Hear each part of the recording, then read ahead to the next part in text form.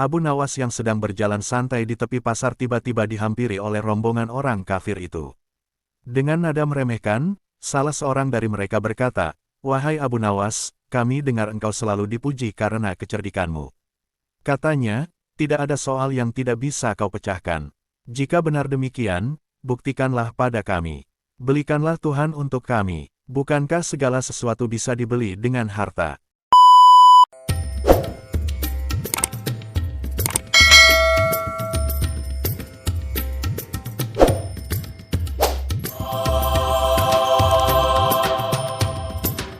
Di Baghdad, ibu kota kekhalifahan yang makmur, orang-orang tak henti memperbincangkan nama Abu Nawas. Ia bukan bangsawan, bukan pula ulama besar, tetapi kepandaiannya menaklukkan persoalan rumit membuatnya masyhur di seantero negeri.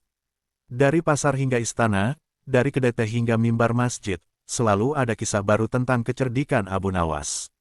Ada yang bercerita bagaimana ia bisa lolos dari tipu daya pedagang licik, ada pula yang mengisahkan bagaimana ia mampu menjawab teka-teki Raja Harun al-Rasyid dengan jawaban yang membuat sang raja terbahak.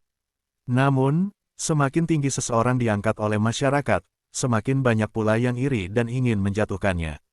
Begitu pula dengan Abu Nawas. Kabar tentang kepandaiannya sampai ke telinga sekelompok orang kafir yang tinggal di Baghdad. Mereka merasa gerah mendengar pujian tiada henti kepada Abu Nawas. Dalam hati mereka terbersit rasa benci sekaligus penasaran. Apakah benar orang ini sehebat yang dikatakan orang-orang? Bisik salah seorang dari mereka. Kumpulan orang kafir itu kemudian berkumpul dalam sebuah pertemuan rahasia. Mereka membicarakan cara untuk mempermalukan Abu Nawas. Kita harus memberinya tantangan yang mustahil, sesuatu yang pasti ia tidak bisa lakukan. Jika ia gagal, semua orang akan tahu bahwa kepandaiannya hanyalah mitos belaka, ujar pemimpin mereka. Yang lain mengangguk setuju. Dengan wajah penuh siasat, mereka merencanakan ujian yang tidak masuk akal, yang bahkan terdengar seperti penghinaan terhadap iman seorang muslim. Beberapa hari kemudian, Abu Nawas yang sedang berjalan santai di tepi pasar tiba-tiba dihampiri oleh rombongan orang kafir itu. Dengan nada meremehkan, salah seorang dari mereka berkata, "Wahai Abu Nawas, kami dengar engkau selalu dipuji karena kecerdikanmu." Katanya, "Tidak ada soal yang tidak bisa kau pecahkan. Jika benar demikian, buktikanlah pada kami. Belikanlah Tuhan untuk kami. Bukankah segala sesuatu bisa dibeli dengan harta?" Kalimat itu sontak membuat orang-orang yang mendengar berhenti beraktivitas. Seisi pasar menoleh. Suasana riuh mendadak senyap. Mereka tahu, tantangan itu bukan sekadar permainan, melainkan sebuah penghinaan terhadap keyakinan umat Islam. Beberapa orang bahkan menahan napas, khawatir Abu Nawas marah besar. Namun, yang terjadi justru sebaliknya. Abu Nawas tersenyum tipis. Matanya memandang tajam ke arah orang-orang kafir itu. "Kalian ingin aku membelikan Tuhan?" Tanyanya dengan nada tenang. "Ya, tepat sekali," jawab mereka sambil tertawa mengejek. "Buktikan bahwa engkau memang pintar. Jika engkau berhasil, kami akan mengakui kehebatanmu. Jika gagal, maka engkau hanyalah penipu yang pandai bersilat lidah." Orang-orang di sekeliling pasar menunggu jawaban Abu Nawas dengan hati berdebar. Semua tahu tantangan ini berbahaya, bukan hanya bagi Abu Nawas, tetapi juga bagi iman kaum muslimin yang menjadi saksi. Abu Nawas mengusap janggutnya sambil tersenyum. Ia tidak terburu-buru menjawab, seolah-olah sedang menimbang sesuatu. Setelah beberapa saat hening, ia berkata, "Baiklah. Jika itu tantangan kalian, aku akan mencoba membelikan Tuhan untuk kalian. Namun, kalian harus memberi waktu kepadaku." Sekelompok orang kafir itu saling berpandangan, tidak menyangka Abu Nawas berani menerima tantangan mustahil tersebut. Mereka tertawa terbahak-bahak, merasa yakin kali ini Abu Nawas benar-benar terjebak. "Baik, kami beri waktu 3 hari. 3 hari lagi, kita bertemu di alun-alun kota Baghdad. Tunjukkan pada kami Tuhan yang kau beli itu. Jika tidak, maka seluruh rakyat akan tahu bahwa engkau hanyalah penipu besar." Kerumunan pasar riuh rendah. Ada yang khawatir, ada pula yang penasaran. Beberapa orang berbisik, apa yang akan dilakukan Abu Nawas? Mana mungkin ada orang yang bisa membeli Tuhan? Namun Abu Nawas tetap tenang. Ia menundukkan kepala, lalu berpamitan pergi, meninggalkan orang-orang dalam kebingungan. Sepeninggal Abu Nawas, kelompok orang kafir itu tertawa puas. Akhirnya ia menerima tantangan yang akan menghancurkan nama besarnya. Kata mereka, 3 hari lagi, Abu Nawas akan dipermalukan di hadapan seluruh Baghdad. Tidak ada jalan keluar baginya. Mereka menyusun rencana untuk membuat acara itu sebesar mungkin. Mereka mengundang banyak orang agar menyaksikan bagaimana Abu Nawas gagal. Semakin banyak saksi, semakin besar rasa malu yang akan ditanggungnya, ujar salah seorang dari mereka dengan senyum licik. Di sisi lain, kabar tentang tantangan itu menyebar dengan cepat. Dari mulut ke mulut, seluruh kota Baghdad geger. Orang-orang membicarakan hal itu di kedai teh, di masjid, bahkan di istana. Semua menunggu dengan penuh penasaran, apa yang akan dilakukan Abu Nawas. Sampai di rumah, Abu Nawas duduk termenung di tikar usangnya. Malam semakin larut, namun ia masih saja memikirkan cara terbaik untuk menjawab. Ia tahu betul, segala sesuatu bisa diperjualbelikan di pasar, roti, pakaian, hewan, bahkan rumah. Tetapi bagaimana mungkin manusia membeli sang pencipta alam semesta? Ketika malam semakin hening, Abu Nawas bangkit dan mengambil wudhu. Ia berdiri dalam kegelapan, menengadahkan tangan ke langit, dan berdoa dengan penuh khusyuk. Ya Allah, Engkau yang maha mengetahui segala isi hati. Hamba ini hanyalah manusia lemah.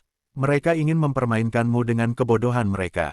Berikanlah hamba kekuatan, kebijaksanaan, dan ilham untuk menjawab tantangan ini dengan cara yang Engkau ridai. Air mata menetes di pipinya. Abu Nawas merasakan ketenangan luar biasa. Ia yakin, Allah tidak akan meninggalkan hambanya yang tulus meminta pertolongan. Keesokan harinya, Abu Nawas berangkat ke pasar. Namun tujuannya bukan untuk membeli sesuatu secara biasa, melainkan untuk memperhatikan kehidupan manusia. Ia melihat orang-orang membeli roti hangat, buah segar, kain indah, bahkan unta. Segala sesuatu bisa diperjualbelikan. Tetapi di tengah keramaian itu, Abu Nawas bergumam, sungguh, semua yang mereka beli hanyalah ciptaan. Tidak seorang pun mampu membeli sang pencipta. Setelah lama berkeliling, Abu Nawas akhirnya membeli sebuah peti kosong.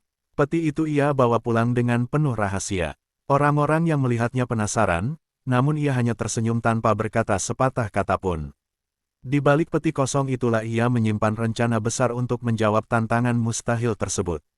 Hari-hari menjelang waktu yang ditentukan, Abu Nawas tetap menjalani kesehariannya seperti biasa. Ia masih pergi ke masjid, berbincang dengan tetangga, dan bahkan sempat bercanda dengan anak-anak kecil yang bermain di jalanan. Namun di balik ketenangan itu, orang-orang merasa penasaran dengan peti kayu yang selalu dibawanya. Peti itu berukuran sedang, tidak terlalu besar, tetapi cukup menarik perhatian. Abu Nawas menutupnya rapat dengan gembok kecil, sehingga tak seorang pun tahu apa isinya. Beberapa orang mencoba bertanya, "Wahai Abu Nawas, apa yang ada di dalam peti itu? Apakah itu jawaban untuk tantangan orang kafir itu?" Namun ia hanya menjawab dengan senyum misterius, seakan menyimpan rahasia besar. Kabar pun menyebar semakin luas. Abu Nawas sudah menyiapkan sesuatu, bisik orang-orang di pasar. Mungkin saja ia benar-benar menemukan cara membeli Tuhan. Sebagian orang mulai cemas, takut Abu Nawas akan gagal. Namun sebagian lagi yakin, ia pasti punya jawaban cerdas yang tak terduga. Hari yang dijanjikan akhirnya tiba. Sejak pagi, alun-alun kota Baghdad sudah dipenuhi orang dari berbagai penjuru.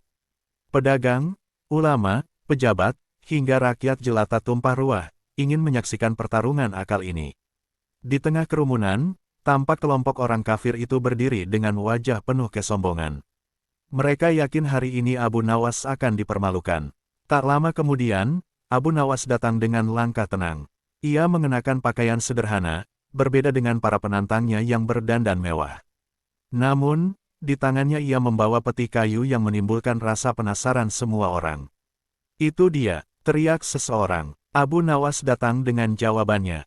Kerumunan pun menjadi riuh. Para penantang tersenyum mengejek. "Mari kita lihat apa yang akan kau lakukan, Abu Nawas," bisik salah seorang di antara mereka. Mereka merasa kemenangan sudah ada di tangan. Setelah berdiri di tengah alun-alun, Abu Nawas mengangkat tangannya, meminta kerumunan diam. Suasana yang semula gaduh mendadak senyap. Semua mata tertuju kepadanya. Dengan suara lantang, ia berkata, "Saudara-saudaraku, kalian telah memintaku melakukan sesuatu yang mustahil, membeli Tuhan. Aku telah berusaha mencari di pasar, mengamati segala barang yang diperjualbelikan. Segala sesuatu bisa dibeli dengan uang, tetapi hanya satu yang tidak bisa, Tuhan Yang Maha Esa." Ia lalu meletakkan peti kayu itu di atas sebuah bangku kecil. Dengan gerakan perlahan, ia membuka gemboknya. Semua orang menahan napas, menunggu apa yang akan keluar dari dalamnya. Saat peti itu terbuka, ternyata isinya kosong. Seketika terdengar suara ejekan dan tawa dari kelompok orang kafir. Hahaha, Abu Nawas ternyata menipu kita. Petinya kosong. Suara ejekan mereka menggema di alun-alun. Abu Nawas tidak marah mendengar ejekan itu. Ia justru tersenyum dan mengangkat tangannya untuk menenangkan kerumunan. Dengan suara tegas, ia berkata, "Ya, peti ini kosong. Tetapi kekosongan inilah jawaban atas kebodohan kalian. Kalian meminta aku membeli Tuhan, padahal Tuhan tidak bisa dijual dan tidak bisa dibeli. Tuhan tidak sama dengan barang dagangan yang ada di pasar." Kerumunan mulai hening. Suara ejekan perlahan menghilang. Abu Nawas melanjutkan, "Jika aku meletakkan sesuatu di dalam peti ini, maka kalian akan menganggap itulah Tuhan. Padahal, itu hanyalah benda mati yang bisa dibeli dengan uang. Tuhan bukanlah sesuatu yang bisa dimiliki atau dikuasai oleh manusia. Tuhan adalah pencipta segala sesuatu. Bagaimana mungkin ciptaan membeli penciptanya?" Kata-kata itu menggema kuat di tengah alun-alun. Orang-orang yang semula menertawakan Abu Nawas, kini terdiam dan merenung. Kelompok orang kafir itu terdiam. Wajah mereka yang tadinya penuh ejekan kini memerah. Mereka tidak menemukan celah untuk membantah. Apa yang dikatakan Abu Nawas benar adanya. Bagaimana mungkin Tuhan diperlakukan seperti barang dagangan? Kerumunan yang semula gaduh berubah menjadi sunyi. Semua mata menatap Abu Nawas dengan rasa kagum. Bahkan beberapa orang menitikkan air mata, merasakan betapa dalam makna dari jawaban itu. Di saat yang sama, kelompok penantang hanya bisa menunduk, merasa malu di hadapan ribuan orang. Abu Nawas kemudian menambahkan, "Sesungguhnya, kalian sendirilah yang bodoh karena berani meminta sesuatu yang mustahil.